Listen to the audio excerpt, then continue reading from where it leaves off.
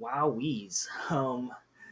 I just got back from the premiere night of watching Fantastic Four, the first steps, and wow.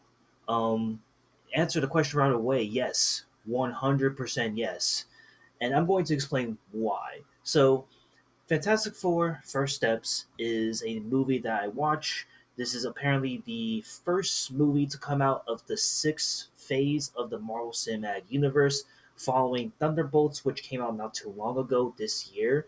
Which, again, if you remember my Thunderbolts review from a while back, I more or less glazed and talked about how great and amazing this film was, and I thought that it was a great, refreshing step into where Marvel was heading at the time.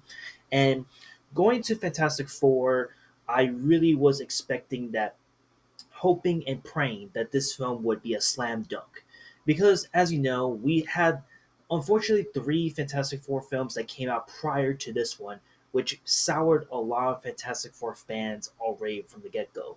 From the infamous 2004 Fantastic film, which came out, which had, the pretty big names that were iconic and were well known at the time, with Jessica Alba, Chris Evans, Michael Chiklis, and Lone Bruford, who were playing their respective roles in this film. And then there was a sequel that came out 2 years later with Fantastic Four: Rise of the Silver Surfer, which unfortunately an early brutalized Galactus and everything about what Galactus stand for, and also butchering Fantastic Four in its own in a bit of a nutshell. Again, despite these two films being super panned by critics and fans alike, this film was a commercial box office success. And for me, growing up with superhero films, this was unfortunately my first introduction to Fantastic Four. And I never knew about it at the time until as I got older, going through high school, reading comic books. It's like, oh shit, they really did fuck up on Galactus and everything else in between. So afterwards, it was high time for another Fantastic Four film. And then, of course, how can you forget the dismal, shitty, and really controversial and divisive film Fantastic Four 2015? Again, I don't think we need to talk about this film because this film was banished to the shower immediately upon its release, upon its introduction, and is considered one of the worst movies of all time as a result. And at that point in time, it felt like, man, I think there was going to be no hope for a real, legitimate Fantastic Four film because personally, it felt like at this point, there's no way it's ever going to happen. The first two films that came out that were mainstream wise prior were already hits. What's the point? And after the disappointment bombshell of 2015's Fantastic Four, it seemed like it was never ever going to come to fruition. So, with a lot of pushback, a lot of back and forth with the rights to Fantastic Four, where at the time it was originally owned by Sony and they eventually passed to Marvel Studios themselves, it seemed like finally we're going to get a true, proper Fantastic Four film.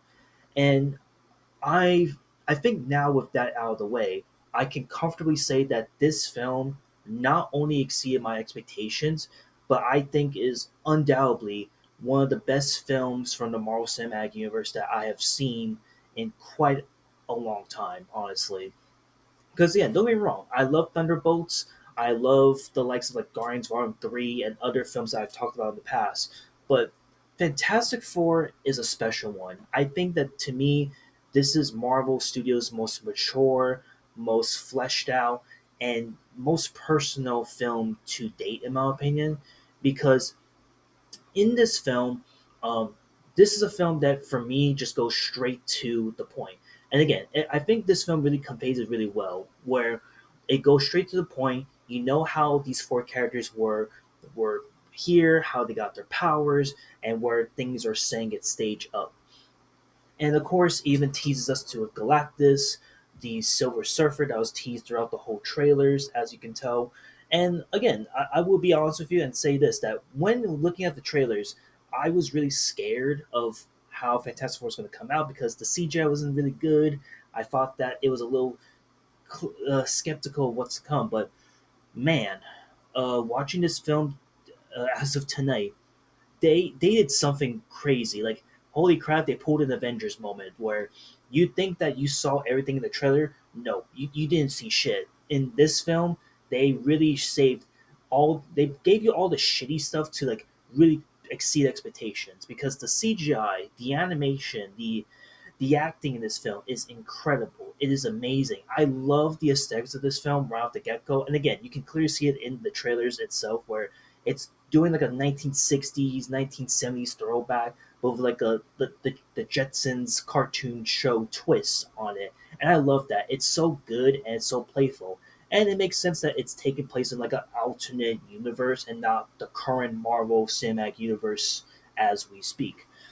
Um, and overall, like what I liked about this film is that it also dives into like a more serious oriented film that feels so like it feels like there's a lot of weight on your shoulders when you're watching this film, and that's what I love about this overall is that it really pulls you in. It really gets you to care about every single detail about these characters, the city that they're fighting for, the planet they're fighting for, even to an extent some of attack the protagonists that you kind of come across, you do like sympathize and understand in some sort of way, specifically the Silver Surfer.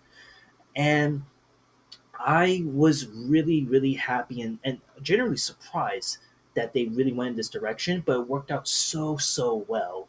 Again, I haven't glazed about a film this hard since Guardians Volume 3, and that was like a few years ago prior. So for me to be glazing about this film is absolutely amazing.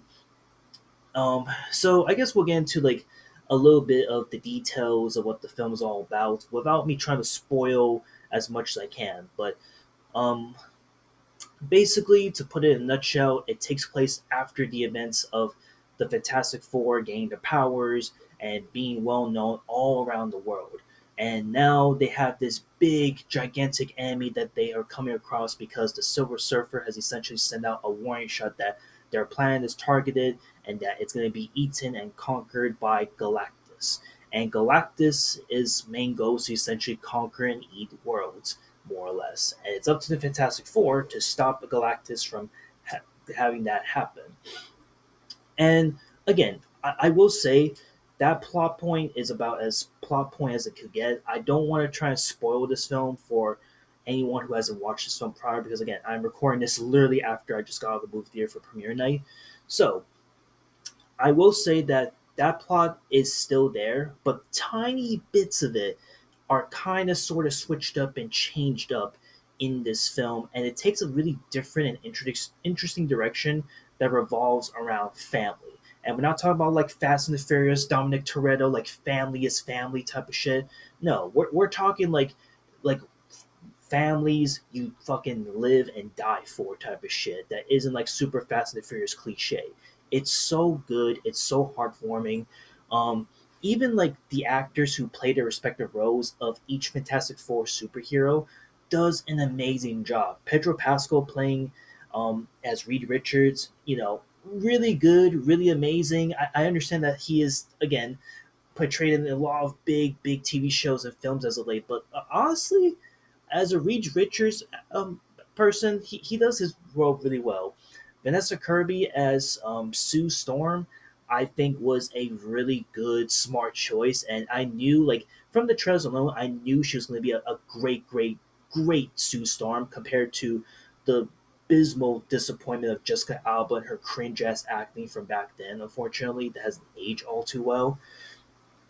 And then Ebon as the thing, Ebon Moss Bacharach, if I sadly, hopefully I didn't butcher the name, but his role as the thing was really good, really commendable, adds a lot of weight into everything that happens in the film.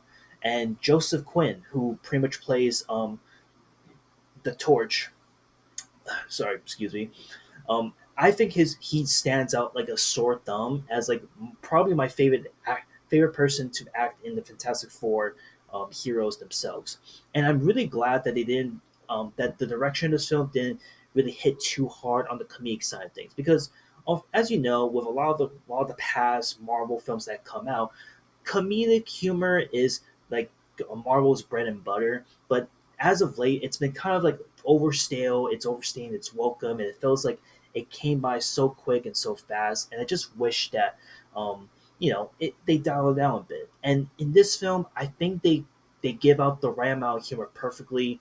And I'm so glad they didn't resort to making Johnny the punchy bag of being like the haha, like there's Johnny again. He's gonna be doing some stupid shit or saying something stupid Like they did his character so well. And then we're gonna get into the big villain, Galactus. Holy fucking shit. They fucking did it. They actually fucking did it. We finally have a movie comic book accurate of fucking Galactus. I cannot praise the shit enough. Like the moment I saw Galactus, immediately when I saw this film tonight, I was gushing over Granny's like, holy shit, they fucking did it.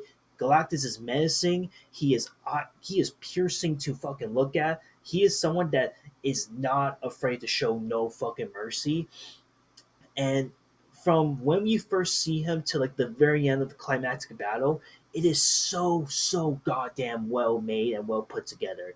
And again, Galactus' performance was really good and super amazing.